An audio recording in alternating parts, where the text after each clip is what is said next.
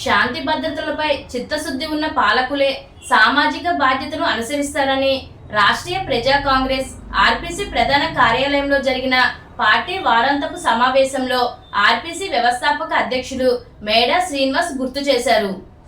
ఈ సందర్భంగా ఆర్పీసీ వ్యవస్థాపక అధ్యక్షులు మేడా శ్రీనివాస్ మాట్లాడుతూ ప్రస్తుత పోలీస్ శాఖపై ప్రజల్లో తీవ్రమైన వ్యతిరేకతలు వెలువెత్తుతున్నాయనడంలో ఏమాత్రం సందేహం లేదని, ఇలాంటి తరుణంలో పోలీస్ శాఖపై ప్రజల్లో విశ్వాసం పెంచుకోవాల్సిన అవసరం ఉందని, అనేక ఫిర్యాదు అంశంకు సంబంధం ఉన్నటువంటి కేసు సెక్షన్స్ రాకుండా ఇష్టానుసారం అధికార దుర్వినియోగంతో సొంత ప్రయోజనాలకు అనుకూలంగా కేసు సెక్షన్లను నమోదు చేస్తూ బాధితులకు అన్యాయం చేస్తున్నారని ఆవేదన వ్యక్తం చేశారు.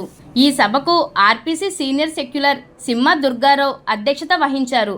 ఈ సమావేశంలో ఆర్పీసీ సెక్యులర్స్ డివి రమణమూర్తి, దుడ్డే సురేష్, వర్ధనపు శరత్ కుమార్, వాడపల్లి జ్యోతిష్, గుడ్ల సాయి దుర్గా ప్రసాద్, దుడ్డే త్రినాథ్, నాగూరి దుర్గా, మాసా అప్పాయమ్మ, అడప శేషగిరి, గెడ్డాడ సుందరి, కందివలస రమణ తదితరులు పాల్గొన్నారు.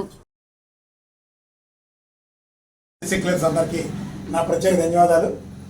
ఈరోజు రాష్ట్రంలో ఏమూరు చేస్తున్న రాజ్యాంగపరమైనటువంటి హక్కులు, చట్టపరమైనటువంటి హక్కులు ఎవరికి సగటు మనిషికి అందడం లేదు. సగటు మానవుడు చట్టబద్ధమైనటువంటి హక్కు పొందాలన్నా అదొక పెద్ద వరల్డ్ కప్ గెలిచినంత గొప్ప విషయం అయిపోతుంది. ఈరోజు పోలీస్ స్టేషన్లో ఇదివరకు పోలీసు వారి వేధింపులు, అలాగే పోలీసు వారు ఏదైనా ఉంటే బాధితుల్ని ముద్దాయిల్ని ఒకేలా చూస్తున్నారు, ఇలాంటి ఆరోపణలు ఉండేవి.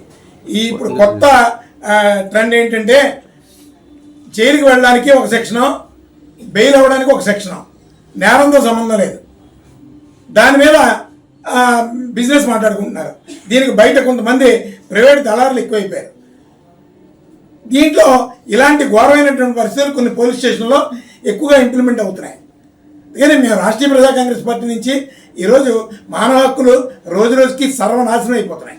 అందుకని న్యాయపరమైనటువంటి అవగాహన ఉన్నటువంటి ఒక వ్యక్తి ప్రతి పోలీస్ స్టేషన్లో ఉండాలి. కాబట్టి 10 ఏళ్ల అనుభవం ఉన్నటువంటి ప్రాక్టీస్ అనుభవం ఉన్నటువంటి అడ్వకేట్ని ప్రభుత్వ పరంగా ప్రతి పోలీస్ స్టేషన్లో కూడా పోలీస్ న్యాయవాదిని నియమించమని రాష్ట్రీయ ప్రజా కాంగ్రెస్ పార్టీ ప్రభుత్వానికి రిక్వెస్ట్ చేస్తుంది. అలాగే ఈ రాష్ట్రంలో కావచ్చు, ఎక్కడైనా సరే ఏ ప్రభుత్వ శాఖ నుంచి అయినా ప్రజలు ఇబ్బందులకు గురవుతున్నారంటే ఒకటి పోలీస్ శాఖ, 2 రెవెన్యూ శాఖ. అలాగే రెవెన్యూ శాఖలో కూడా విపరీతమైనటువంటి అక్రమాలు పెరిగిపోయినాయి. వాళ్ళు చట్టం అంటే గౌరవం లేదు. ఒక మనిషి జీవితాన్ని సర్వనాశనం చేసేయాలంటే ఒక ఆస్తి ఇవాళ వరకు ఒకళ్ళ పేరు ఉంటుంది, రేపు రుద్ర మరో పేరు ఉంటుంది. శృతిమించినటువంటి అధికారాలు తహసీల్దార్ కార్యాలయాన్ని అన్నిట్లోనే కూడా జరుగుతున్నాయి. అందుకని నిజంగా రెవెన్యూ కార్యాలయాల మీద ఒక సరైనటువంటి అధికారి దృష్టి కేంద్రీకరిస్తే 70% తహసీల్దార్లు అందరూ జైల్లో ఉండాల్సిందే. నేను ఆధారాలతో చెప్తున్నాను, నేను ఆధారాలు నిరూపించగలను. అందుకని ప్రతి తహసీల్దార్ కార్యాలయంలో కూడా అంతర్గత పోలీసు విభాగం, రెవెన్యూ పోలీసు విభాగం ఒకటి ప్రభుత్వం నియమించాలి. ఈ 2 శాఖల్ని కాపాడుకోకపోతే శాంతి భద్రతల సమస్యలు పెరిగిపోతాయి. అలాగే పౌర హక్కులు, పౌర సేవలు ఎక్కడా కూడా దుర్వినియోగం అయిపోతున్నాయి. డబ్బు ఇస్తే ఒకలా మాట్లాడుతున్నారు, డబ్బు ఇవ్వకపోతే చట్టాన్ని ఎవరిష్టం వచ్చినట్టు వాళ్ళు దుర్వినియోగం చేసుకుంటారు. అధికార దుర్వినియోగం ప్రతి ప్రభుత్వ కార్యాలయంలో జరుగుతున్నాయి.